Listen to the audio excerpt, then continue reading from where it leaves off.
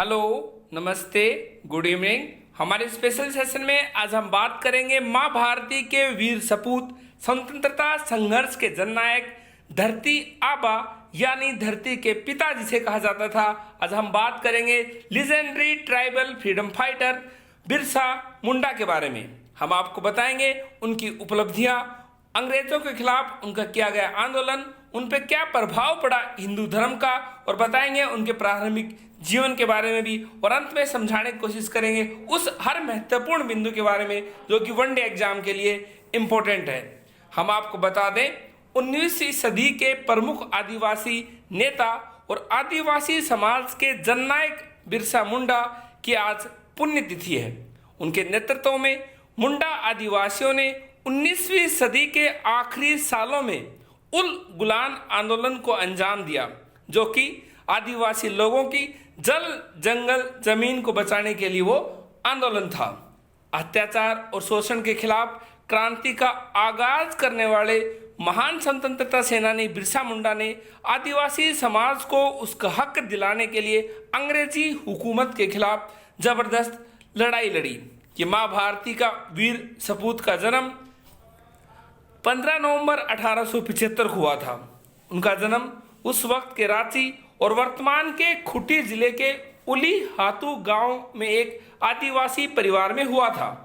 उनकी माता का नाम सुगना मुंडा और उनके पिता का नाम सुगना मुंडा, माता का नाम कर्मी मुंडा था। इनकी शुरुआती पढ़ाई लिखाई गांव में ही, उसके बाद उनके आगे की पढ़ाई मिशनरी स्कूल में हुई। 1894 में छोटा नागपुर में भयंकर अकाल और महामारी ने पांव पसारे। उस वक्त उन्होंने लोगों की सेवा की और 9 जून 1900 को 25 साल की छोटी उम्र में रांची जेल में उनका आज ही के दिन निधन हो गया था। बात करते हैं उनका हिंदू धर्म का क्या प्रभाव था उनके ऊपर। स्कूल छोड़ने के बाद बिरसा मुंडा हिंदू धर्म के प्रभाव में आ गए। उन्होंने देखा कि कैसे लोगों को ईसाई धर्म परिवर्तन करने के लिए मजबूर किया जा रहा है, और उन्होंने हिंदू धर्म और ईसाई धर्म की बारीकी से अध्ययन किया और आदिवासियों को अपने धर्म को लेकर ज्ञान दिया। आदिवासी लोग उन्हें भगवान के रूप में देखने लगे। इसके अलावा बिरसा मुंडा की बातों में लोग इस कदर प्रभावित हुए कि ईसाई धर्म परिवर्तन करने से इनकार कर दिया। देखते ही देखते ईसाई धर्म स्वीकार करने वालों की संख्या तेजी से घटती चली गई। वहीं बिरसा मुंडा ने भी ईसाई धर्म को त्याग कर वापस अपने धर्म में लौट गए। बात करते हैं अंग्रेजों के खिलाफ हुए आंदोलन में उन्होंने कैसे महत्वपूर्ण योगदान दिया। अंग्रेज न सिर्फ आदिवासियों का शोषण कर रहे थे, बल्कि उनकी कृषि प्रणाली में बदलाव किया, जिससे काफी नुकसान हुआ। साल 1895 में लगान माफी के लिए बिरसा मुंडा ने अंग्रेजों के खिलाफ मोर्चा खोल दिया।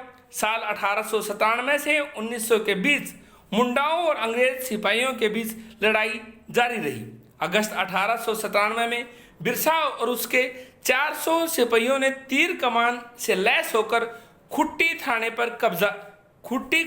पर धावा बोला और 3 जनवरी 1990 को चक्रधरपुर में गिरफ्तार कर लिया गया और जेल में ही 9 जून 1900 को संदेहास्पद अवस्था में बिरसा की मौत हो गई। बिरसा मुंडा की समाधि रांची के कोकर में स्थित है। बात करें उसकी उपलब्धियों के बारे में, आज भी बिहार, उड़ीसा, झारखंड, छत्तीसगढ़ और पश्चिम बंगाल के आदिवासी इलाकों में बिरसा मुंडा को भगवान की तरह पूजा जाता है और इन्हें धरती आबा यानी धरती का पिता भी कहा जाता है।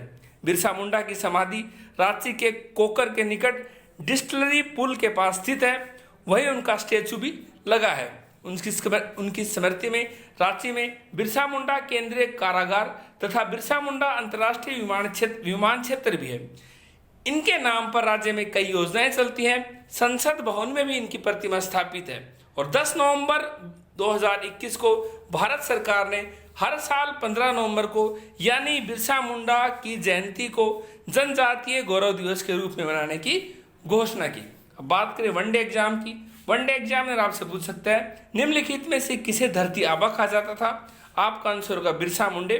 किसके जन्म दिवस पर हर साल जनजातीय गौरव दिवस मनाया जाता है। आपका आंसर होगा बिरसा मुंडा।